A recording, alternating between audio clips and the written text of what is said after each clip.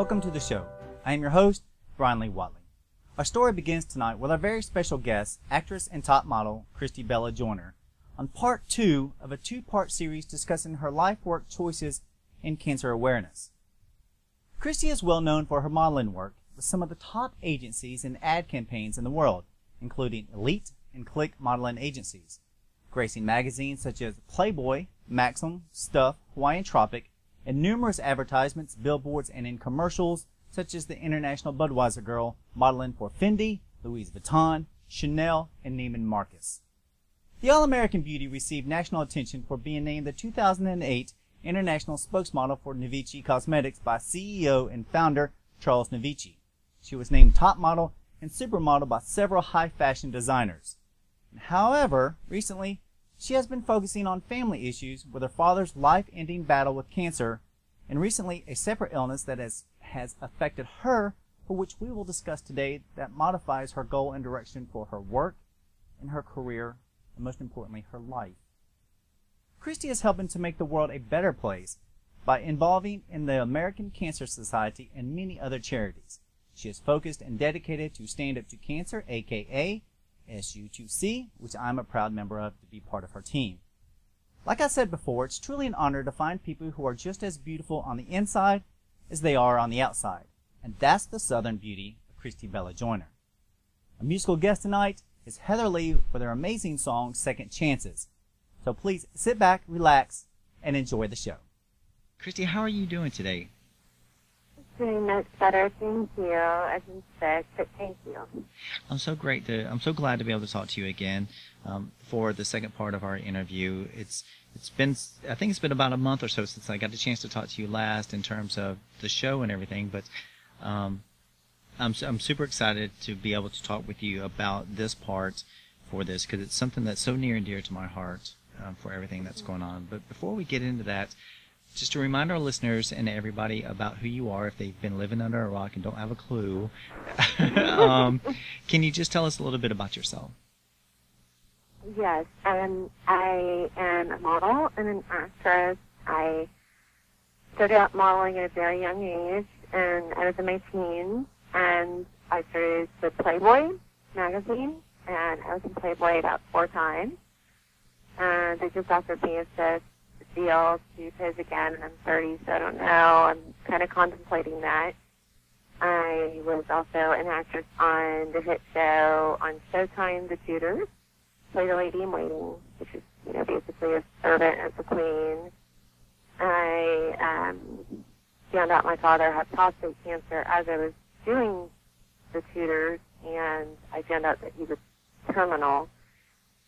So I had to, step back from a lot of things and reprioritize my life, and I've been trying to determine the order of dealing with, these tasks at hand according to their importance and arranging everything in order, and that's what I've been basically doing since, and I've donated a lot of my time and energy and money into causes that would help other people and save lives.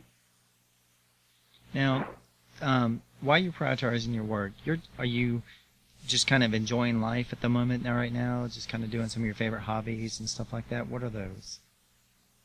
I love playing the piano. I'm passionate about that. I'm actually a piano teacher in Georgia and in my home in Florida. I'm trying to get back into the symphony and all that stuff because that was my first passion and my first love was piano.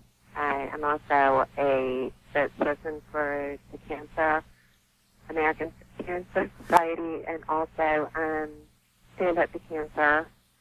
I basically, for them, I will do a lot of fundraisers. Relay for Life is a fundraiser that we do, and we do a lot of events. I'll organize some of them, like some of them is a charity golf tournament, and we'll organize an event to raise funds for medical expenses for people with cancer, and it's actually a lot of fun to do these events. I mean, we can do walks, runs, marathons, evening galas, or, things with music.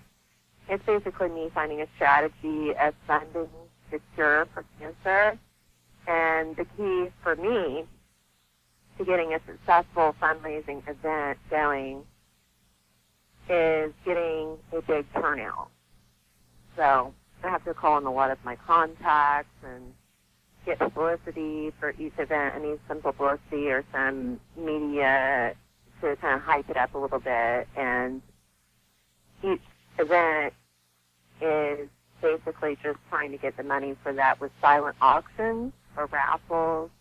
Sometimes we'll sell art or pictures. It's just a great way to raise money and get event fees and things like that. And sometimes I'll do corporate sponsors, and that raises a lot of money for the whole cause of finding a cure for cancer.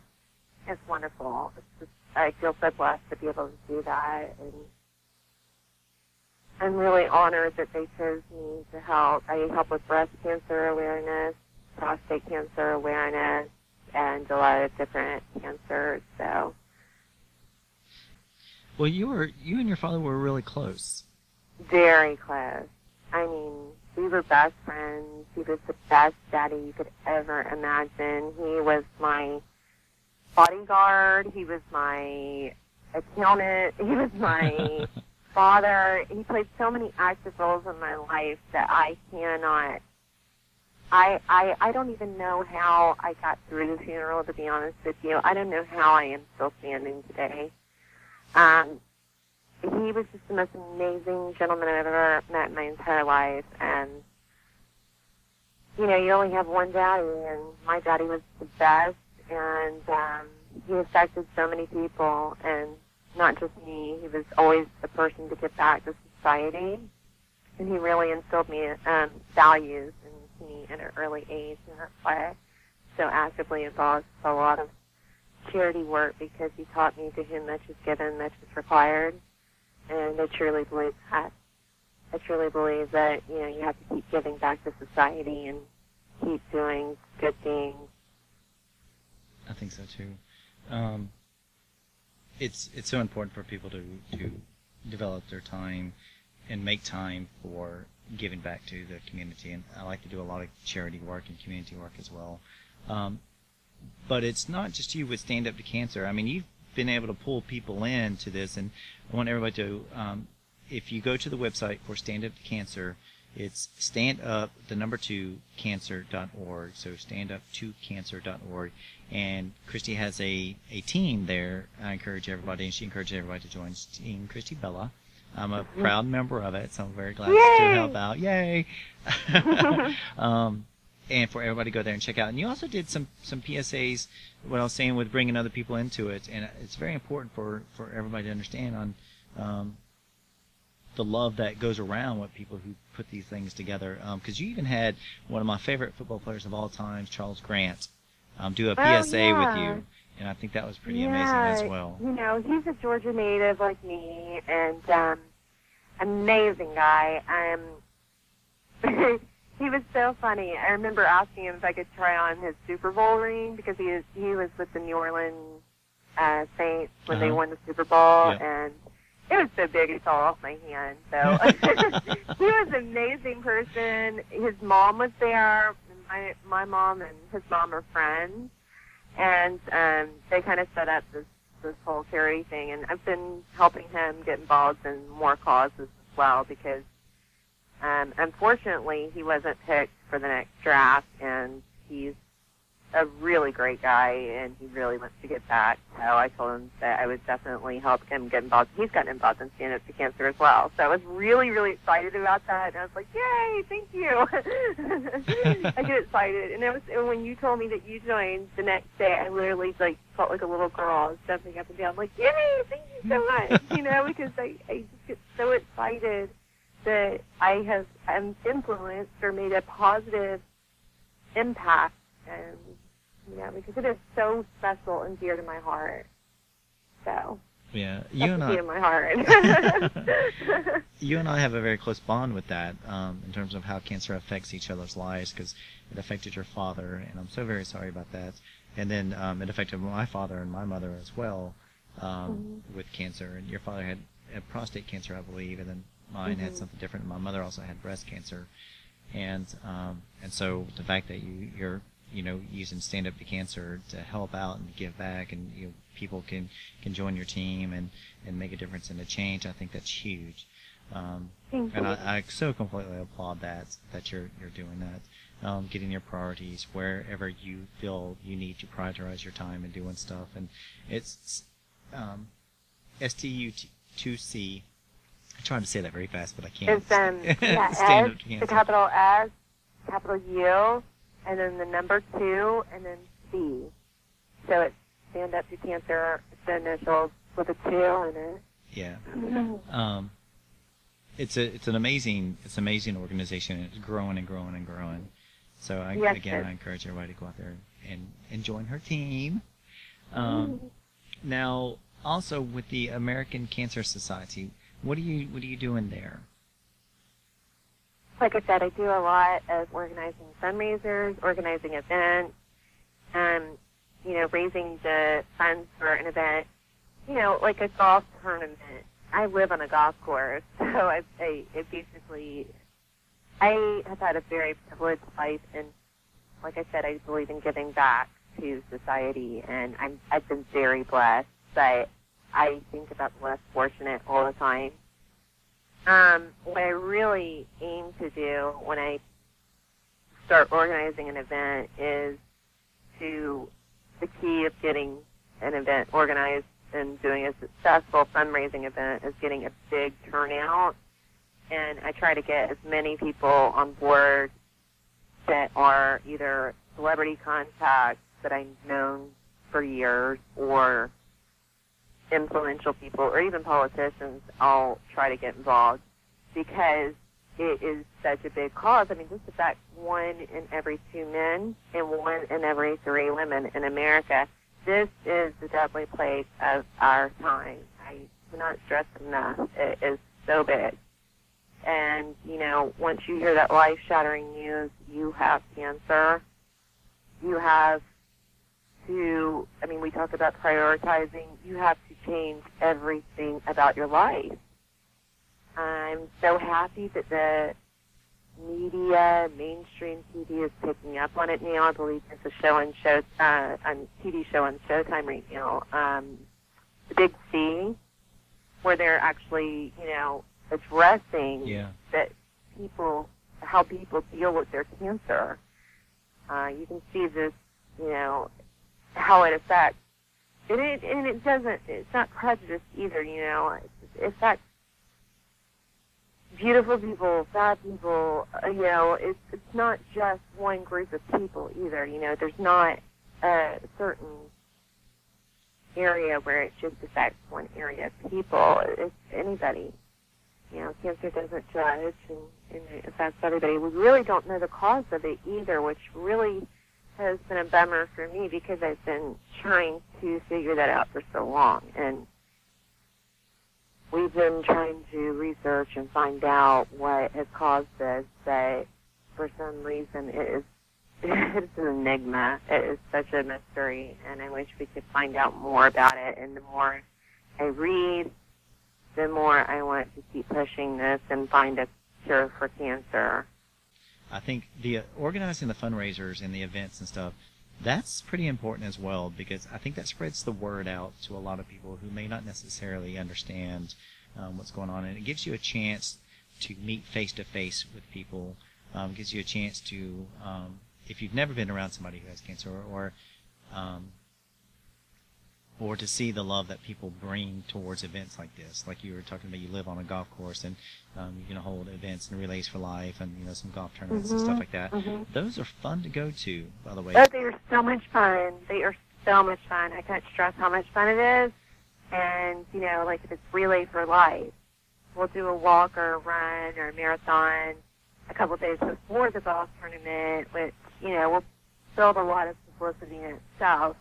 I try to find corporate sponsors, and when I find a corporate sponsor, such as a radio station or a TV station or, car dealerships or whatever, I'll raise a lot of money for American Cancer Society or for Stand Up to Cancer or whatever the cause is. Make-A-Wish Foundation has been my most recent one with kids with cancer, because I've actually had one that reached out to me from a hospital setting, and it just broke my heart. It was so sad that this little child was born with cancer. I could not believe it. And so I really have been doing a lot for Make-A-Wish, too. And when I find corporate sponsors to get involved, it just makes it even more fun, because then we can have the golf and the dancing and the food and good music and wonderful food. I mean, it's like Southern food, if you know what I mean. Yum, yes, I love it. Yum. Love Southern and food. it's for a good cause. At the end of the day, you're thinking, gosh, this money is going to find a cure for cancer. This is wonderful. Yeah. So, yeah, it's just great. It's a lot of fun. Yeah, a lot of times people, they think of events like that and think, oh, no, I don't want to go because it's going to be so sad and everything else. And it's just the opposite. It's a matter of... It's opposite. Yeah, everybody's having fun. They're usually, having a glass of champagne or whatever, and, mingling with other people. And, a lot of them are black tie events. And my strategy is usually I'll have either a silent auction, a silent auction where we raise money that way, or sometimes I'll do a raffle. I try to get anything I can think of to raise money, whether it's selling art, whether it's selling memorabilia of the, celebrities involved. Just whatever we can do to help raise the money for the people that need to raise funds for the medical expenses, such as chemo. For example, chemo is very expensive, and some of the people don't have the money. And when I've seen these children in hospitals with cancer, it's broken my heart that these families don't have the money to keep paying.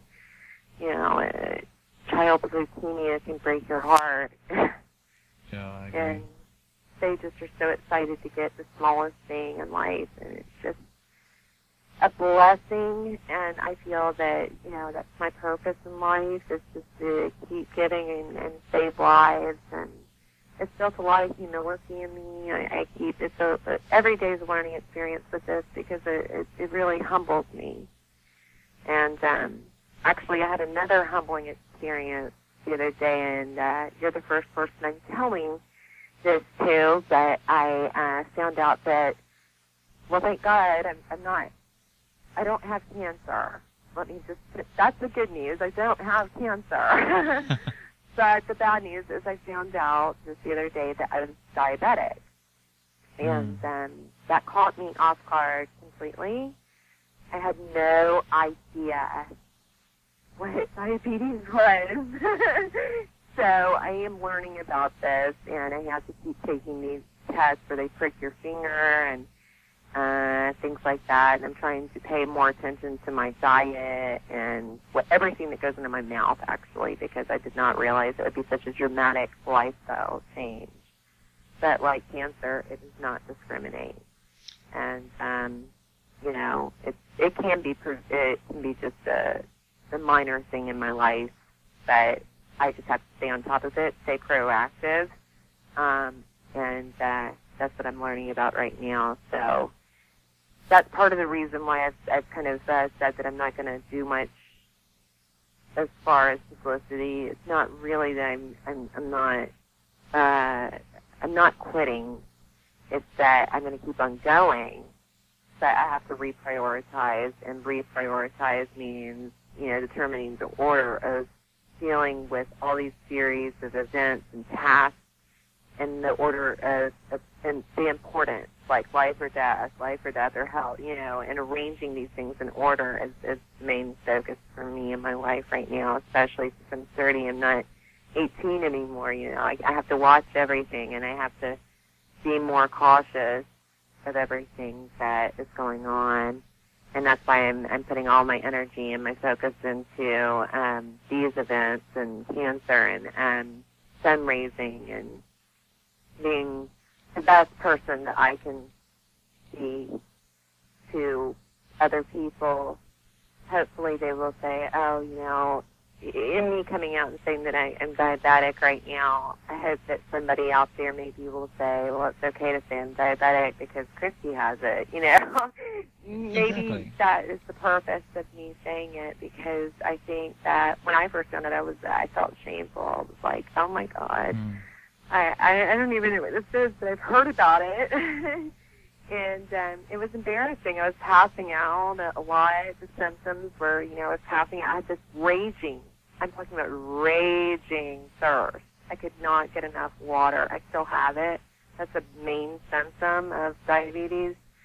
And constant feelings of tiredness, your immune system's down, things like that. And then I had dramatic weight loss that my mom had noticed, and I didn't pick up on it. And so there were some things that stood out. And plus, I have a genetic predisposition because of my grandfather. He was a diabetic.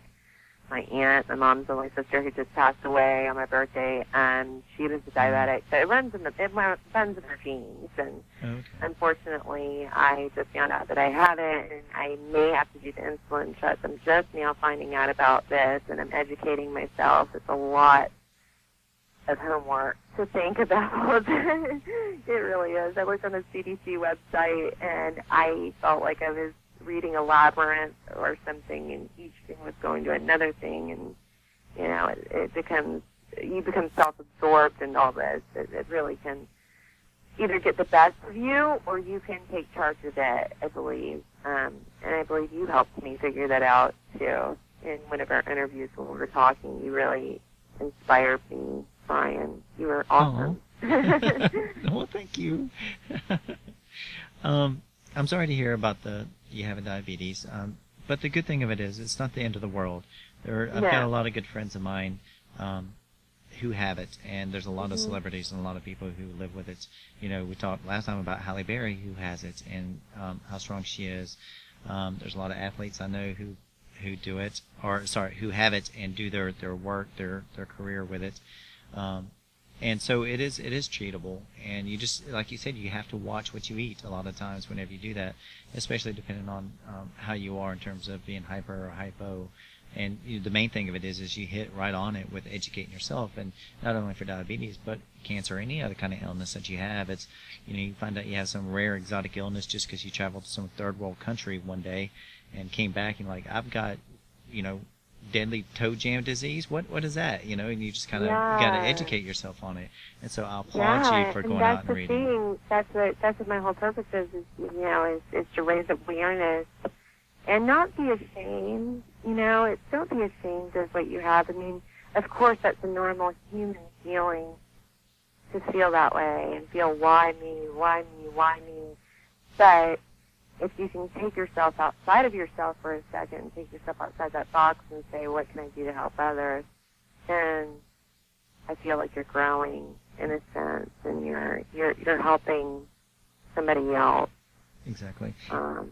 Educating them, raising awareness. Like for me right now, I have to get up really early in the morning before I even eat now. My whole lifestyle has changed since I found this out. And I probably have had it a long time, Bryan, and not even realized it. But I did have a terrible reaction the other night, which sent me into a awful, I've never experienced anything like it. I thought I was actually going to die. I felt like I was going to have a heart attack after eating a few slices of cheesecake, which is my favorite food. I love cheesecake. I love cheesecake. Now I can't have cheesecake anymore, so I'm really upset about that. Oh, life or cheesecake? That is a hard decision, but you got to go with life. I am going to miss my cheesecake. Yeah, there's that saying, cheesecake or death. Yeah. Yeah, it's sad. But yeah, they have to monitor my blood glucose levels. They have to be monitored daily. Like, some people do it 8 times a day. I think that's a little extreme. I'm doing it probably about 3 times a day. Okay. And the healthy eating, I can't eat anything light. I can't eat any sugar. And the insulin injections are basically, those are just therapies for the diabetes. But like I said, diabetes really caught me off guard. Even though it ran in my family, I still was not educated, and I had to educate myself. And since my blood glucose levels are above normal, my body does not make enough insulin. Okay, so you're hyperglycemic? Is that what that means? I think that's the way it goes. Now, I'm not a doctor, so I have a wonderful doctor here in Georgia, and he has totally restored my faith in the medical profession because Awesome. Because I have really been doubtful about doctors after what happened to my father with the prostate cancer. But I found one of the best doctors, and he's here in Georgia, and he is so amazing, Brian. I mean, he is just an amazing man, and he is really helping me. He is very gentle and very tender and kind with me, and helping me realize that this is a lifestyle change. It's not like going on a crash diet. This is a lifestyle change. I can eat vegetables, and I can eat fish, and I can eat chicken and meat and things like that, but I can't eat sugar or white because that's broken down into the body as sugar. Right. And I don't want to have that reaction. I don't need that reaction. What's scary about it is the excessive thirst. And you get very dry skin and you get excessive thirst, you feel like you could go through a gallon of water and it's still not enough. You feel like a barbarian living back at the cave era or something. It's really weird. And, you feel tired, you lose your energy. I had noticed all that, years ago, but I just didn't think this would happen to me. And, yeah, if it's diabetes, it's treatable. That's the good part about it. I can maintain this. Like you said, Halle Berry had it. I mean, she still has it. Right. It doesn't go away. There's no cure. And she, actually, I met her on a set that we did. I was, an extra on the set. And I recall her being a huge inspiration to me because she was not only one of the most beautiful people I've ever met in my entire life, and so tiny and, adorable, like a little princess, like a little fairy or something. She was so cute. And she was very sweet, very compassionate, and she always was very open and talking about, on set, she talked about her diabetic insulin shots that she would have to go and take and stuff, and I never thought this would happen to me. I just felt compassion for her.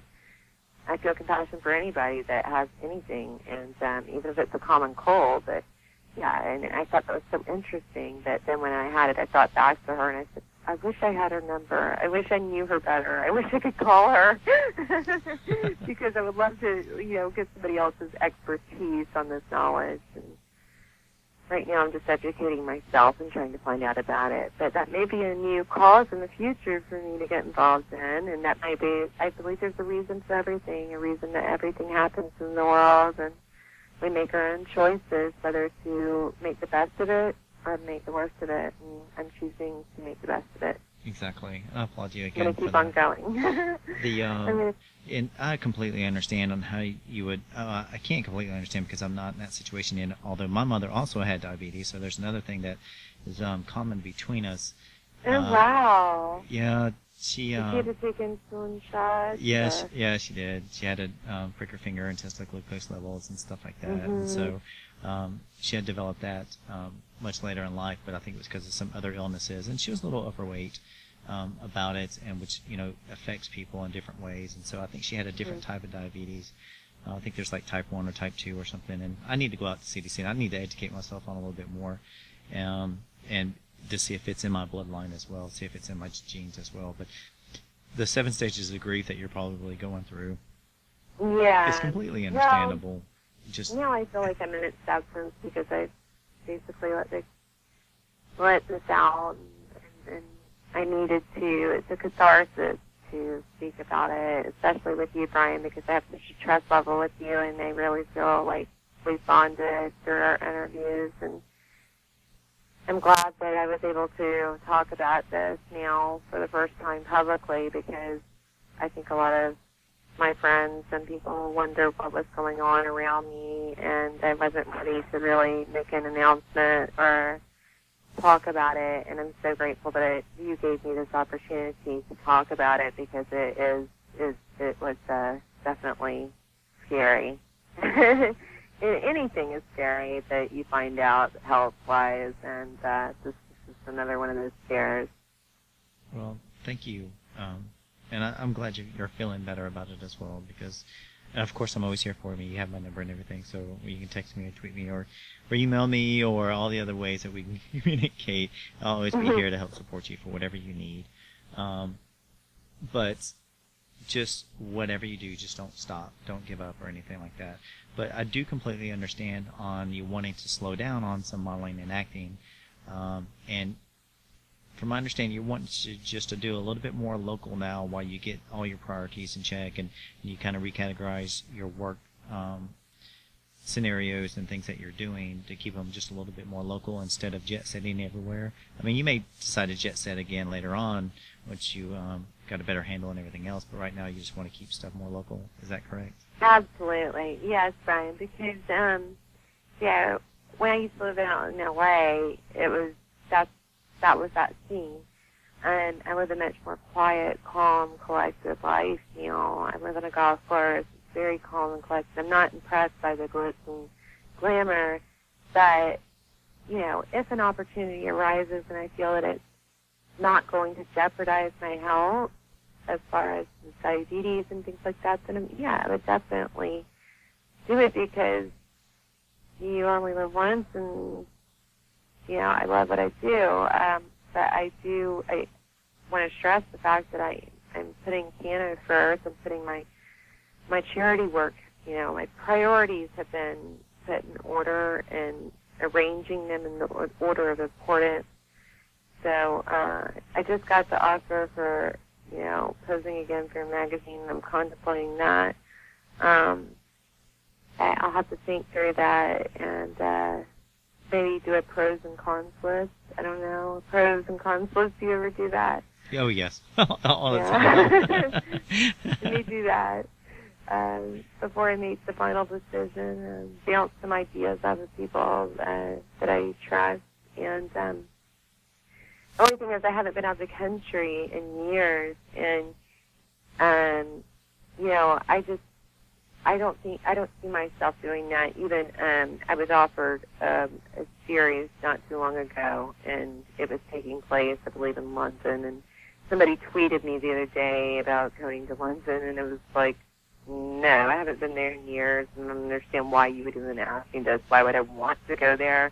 And there's so much that I need to focus on here. Again, prioritize my time and prioritize what's most important. What's most important right now is well, first and foremost, now that I'm diabetic, I need to make sure that I make lifestyle changes, where I start doing yoga, where I start eating more vegetables, where I'm, watching everything that goes into my mouth, drinking more water, monitoring the glucose levels, of course, and having to do insulin if I have to do that. That's the main thing. And then my charity work comes in, in the same priority as that. Is, I've kind of procrastinated on doing a lot of fundraisers because I got an email the other day stating that if I didn't start gearing up again, that they were going to find another sex model. So that really made me think twice about what I was doing, and I really, really want to keep continuing to save lives. That's my main focus. Is if I can save one life, then my life is worth living, and I really enjoy being able to get back to society. It's the most important thing in my life. You said and I completely agree with that. Now that I think about it, I think my passport expired this year. I wouldn't even renew it because I'm not doing any runway shows anymore, and I really am not impressed by that fame and that glamour. It's just that right now anymore. I don't see myself ever being again. I reached a maturity level, and I don't see myself doing that anymore. I've accomplished so much, and I've been so blessed, Brian, that I should really just focus on what I do have. and not keep chasing it. You know, it like you said, if it works out and it's in, you know, a local area, and there are plenty of places where I live that I love working with, and there's actually a place in Dallas that I enjoy working with, and I'm a huge Dallas Cowboys fan, so. Yep. So with having diabetes, finding out this information that of everything you need to educate yourself on, prioritizing your work with it, you said earlier that somebody sent you an email that if you didn't like come back into the game or something, they're going to drop you? Yeah. Can you say who that was? It's really funny because the funny part about it is, right when I was filming The Cheaters, they found out my father was terminal with prostate cancer, and that he only had a certain frame of time to live. The main reaction, the initial reaction in me was to leave that set.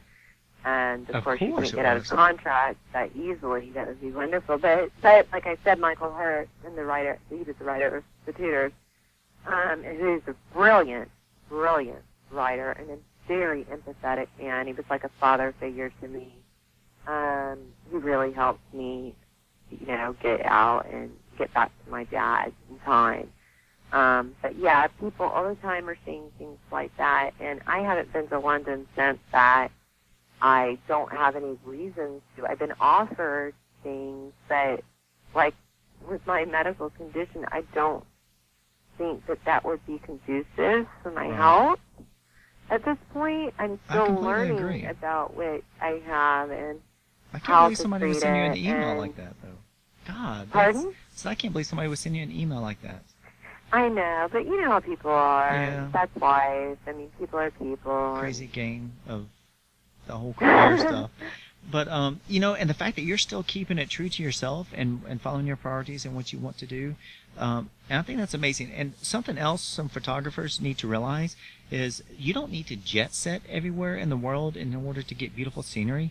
If you want beautiful scenery and beautiful people, come to the southeast. Come down here and see the landsides and the countrysides of Georgia. You know, come down here and see, you know, the countrysides and the beaches of Florida and Alabama and, you know, stuff like that. So there's plenty of different places that they can accommodate. And all they got to do is pack up some photography equipment and jump on a plane or a van or whatever else. They will get some amazing scenery stuff out here. So, you know, I think they should. God's country. It's so beautiful. It's like heaven. A little slice of heaven. You said it's like God country? I agree. God's country. It It's like is. a little slice of heaven, like the same zip code as heaven. It- I love it. It's so beautiful. You're right. There are so many beautiful locations in Georgia. A lot We of- have Nottoway Creek. We have, you know, so many beautiful things. Yeah. It's amazing. And then, Now, you were also talking about, we were talking a little earlier about your piano work, and that Yes. you want to focus in on that. And a lot of people don't realize you're a classically trained pianist, and you've been Mhm. playing Chopin and Mozart since the age of 5. You've played in the Atlanta Symphony Orchestra, and you've done a lot of performances there. Your father, I think, or your, what was I going to say? Anyway, the fact that you're just a classically trained pianist and you want to get out and you want to teach people this kind of work. Because you remind me, if nobody's ever heard of Latina Licita, she is an amazing, she's a very beautiful pianist, classically trained and everything else, and that's who you remind me of. And, thank you. so let's talk a little bit more about your piano work and how you want to go about teaching others and stuff like that. And I'm sure people are now going, what? She can tutor my child, or she can tutor me through the piano? Your phone's about to start getting ringing off the hook. So No. Actually, I was at the nail salon the other day, and I was just getting my nails done after my doctor's appointment when they hurt my finger. And I was in the nail salon getting a pedicure and manicure, and there are, you know, these Asian people that are in the salon, and half the time I can't understand what they're saying because they always speak in their other language. Oh yeah, of course. Which I find kind of offensive. And they're always when talking I'm- about us. Right. Yeah. Yeah. That's it. That's what they're doing. Yeah. And then, anyway, he the owner of this one, he's a Chinese man, and he asked me because he had seen this huge write-up in the paper and newspaper about me, and had seen some things about me, and knew that I was who I was. And he's like, "Oh, would you mind, teaching my daughter how to play piano?" Because she was a young girl and stuff. And I said, "How did you know that I was teaching piano? That has not been publicized. I've not told it to the media. I've not told it to anybody." And he said, "Oh, and Chinese people have different beliefs," and he had some kind of weird sixth sense, I guess you call that, or whatever, that I was going to be teaching piano. So I said, "Of course, yes, I will, but I have a very strict schedule, and things have to be done this way." And so, yeah, I love educating. I love children. I love helping them, and I'm trying to teach piano lessons right now. I'm trying to set my priorities in order with that, because my main focus is to get back into the symphony again. And that was a huge honor for you to compare me to her, because she's such a wonderful and amazing pianist. I can't believe you would even compare me to her, but I have been told, by a lot of directors and photographers that I look like Catherine Deneuve. I don't even know who Catherine Deneuve is. I know that sounds so dumb, but I don't. I have no idea. I'm going to have to Google her one of these days. I don't know. But yeah, piano is a major part of my life. I do want to continue teaching children. I want to continue teaching piano lessons. I also want to continue and going back into the symphony like I used to, and in whatever city that it is, it doesn't matter. Just being a part of the team, being a part of creating the beauty of the music that relaxes people and is able to bring happiness and joy and peace to people's hearts and minds and souls. You got accepted to, what's the school up in New York? Juilliard. Yeah, Juilliard. Mm-hmm. It's amazing.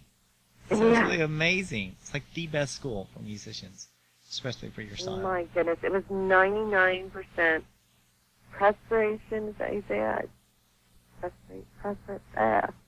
99% sweating. Is that perspiration? Preparation? Yeah, okay, 99% sweating, which means working my butt off. Oh, sweating? Perspiration? Yeah. Oh, okay, yeah. Like, is that called perspiration or prep? Yep, perspiration. Are you sweating on Yeah. that? Okay, there you go. Practice. 99% of that and 1% inspiration. Meaning, I had to work to get to that point. And I had taken a tour of all of the Southern colleges because I wanted to be a professional student of Southern colleges. I went to University of Alabama and Roll Tide. Yep. Roll Tide, and then I said, there's not that great of a music program here, and I left, and all my friends were at Valdosta State and University of Georgia, so I took a tour of those colleges as well.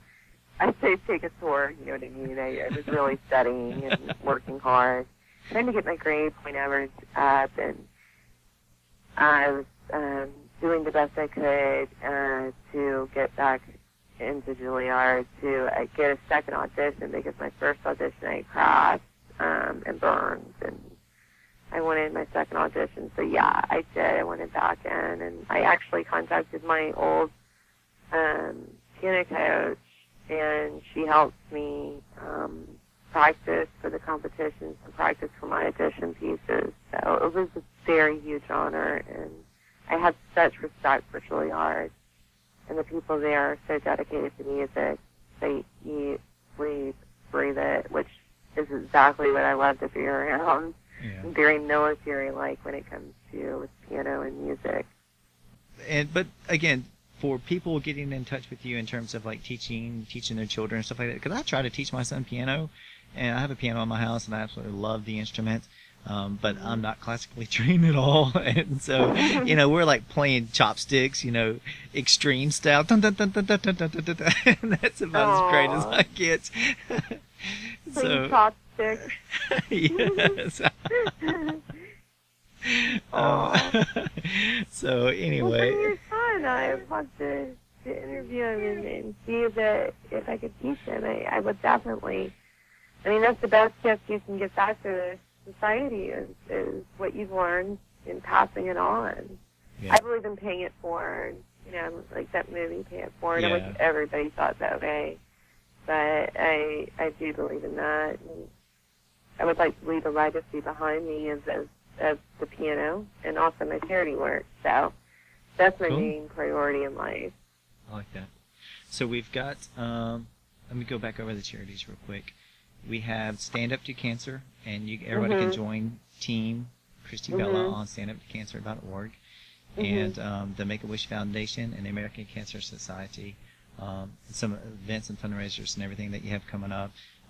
Your new focus now in terms of modeling your career and stuff is just getting your priorities straight and, just kind of redirecting on them while you go through this situation with diabetes and get it under control, and kind of do some local stuff, and then moving back on into whatever it is that you want to move back onto, and then of course you're focusing on your piano work and teaching kids or whoever wants to learn it, if they have the patience to deal with Master Christy at the keyboard. I think that's awesome, and just not letting things stop you, and you just sound like you're just rolling right on through, and I think that's awesome. So what? Well, I'm just saying it from the heart. What are some future projects and other stuff that you might have coming up where people can contact you, like your piano work, the other charities and stuff like that? Where can they contact you? I've got you on Twitter with Christy Bella. Yeah, basically my Twitter is the best way to contact me. That is me. I don't have an assistant or a manager or a PR team or anything like that. That is me tweeting. So that's a direct contact to me, and that's at Christy Bella, which is Christ, the Y. Yep. And then do Bella. Do not take Christ out. Pardon? So do not take Christ out.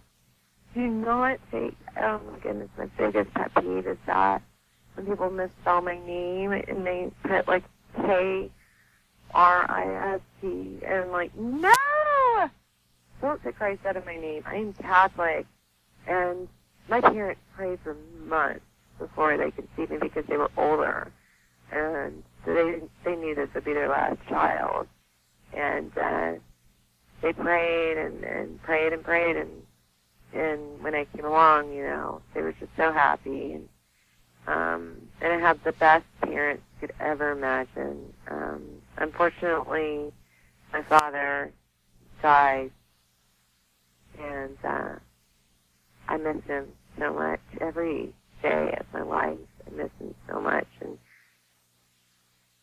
it's just one of those things that teaches you so much about material things. We can't take material things with us when we go. And one thing I keep asking myself is, how important is it? I see a lot of superficial people that only care about, a new Porsche or a new Rolex or a new toy or a new yacht, a new plane. Nothing seems to satisfy their hunger for another toy. That's what I call it, a toy. And honestly, those things are not going to earn you stars in heaven, and you can't take them with you when you go. And I do believe in humbling yourself and trying to live,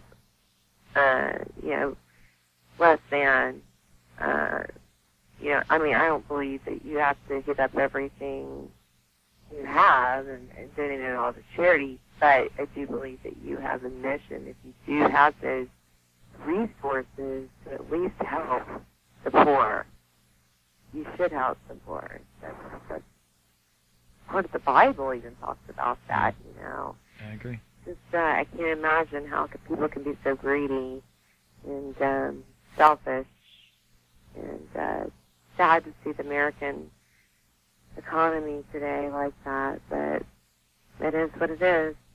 Yeah, I agree.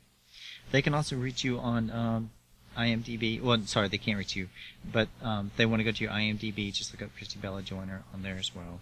But if I was to ask you for a final thought, what would you like for everyone to know? Because what you just said was absolutely poetic. And so I was sitting there thinking, that's probably a great final thought. Oh, thank you. I guess I would just say that, always love, no matter the cost. God is about love. And, I have Christ in my name, and I'm so proud of that, and I'm grateful to have Christ in my name, because my favorite scripture is, I can do all things through Christ who strengthens me. So my final thought to everybody out there listening is, whatever life throws at you, whether it is cancer, whether it is AIDS, whether it is what you consider the worst life-threatening thing, and you just, or maybe it's, something else that I'm not aware of, tweet me at Christy Bella and tell me what the problem is, and hopefully I can help you through it. Because I am a survivor. I believe and keep on keeping on and keep on going until the day you're 6 feet under, until the day you die. Just keep on going. Be tenacious. Don't give up. Never, ever give up hope. That's well said. Tenacious Christy. I like that. Well, on behalf of everyone here at the show, all the editors, producers, and everybody who works for us around the year and around the clock and stuff, I want to thank you for being on the show for part 2 of your interview, to talk about the cancer awareness, to talk about your situation in life with diabetes, and how you're still staying a very strong woman and fighting what you believe is what's right, reorganizing your life to do the things that you feel like you should do. And I think that's so strong, and it's, as always, it's just such a pleasure and an honor to talk to you. And I look so forward to helping you out with any events that you have, or anything else that, joining you, of course, at standuptocancer.org, on Team Christy Bella, or anything else that you want to do.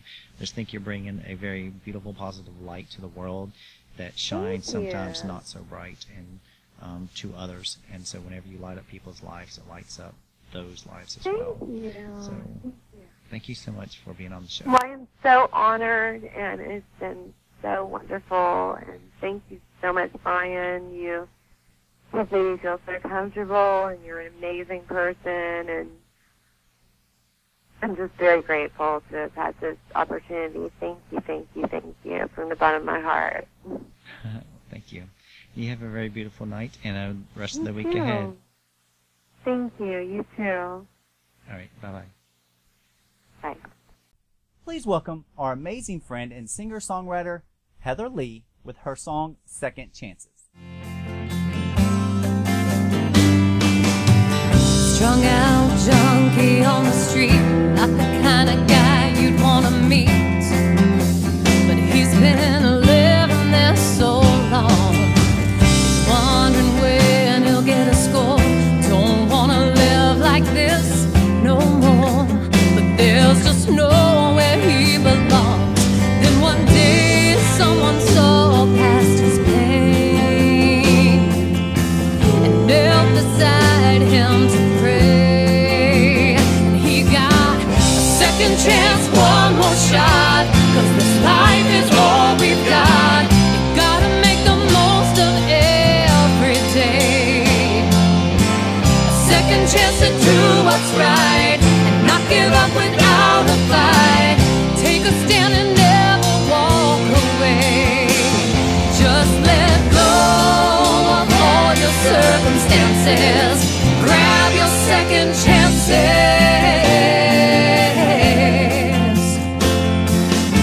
Her daddy left when she was 3, an empty hole where memories should have filled her up inside.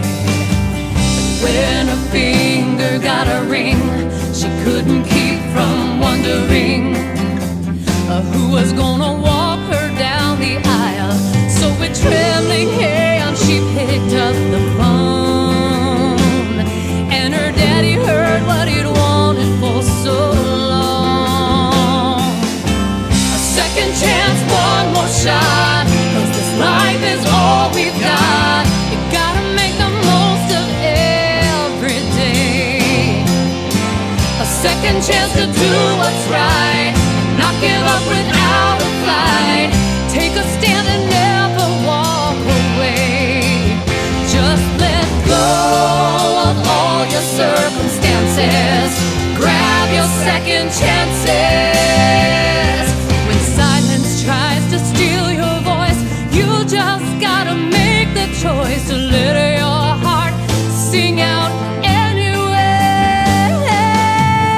Second chance, one more shot, 'cause this life is all we've got. You gotta make the most of every day. A second chance to do what's right, and not give up without a fight. Take a stand and never walk away. Just let go of all your circumstances. Grab your second chances. Grab your second chances. Oh yeah. Grab your second chances.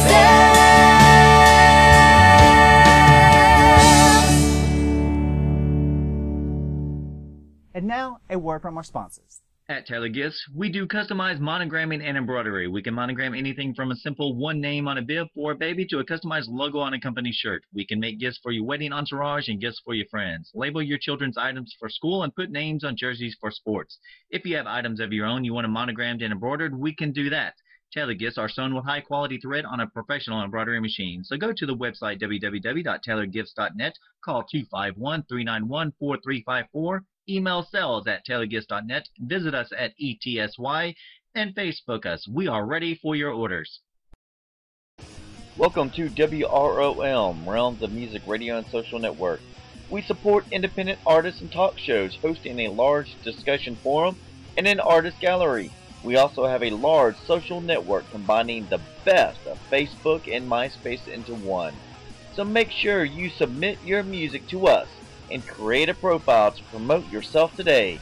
That's realmsofmusic.com, the best of music radio. The Ghost Tales Television Network, GTN. GTN is designed to give the paranormal TV and filmmaking community the opportunity to showcase their talents and creations.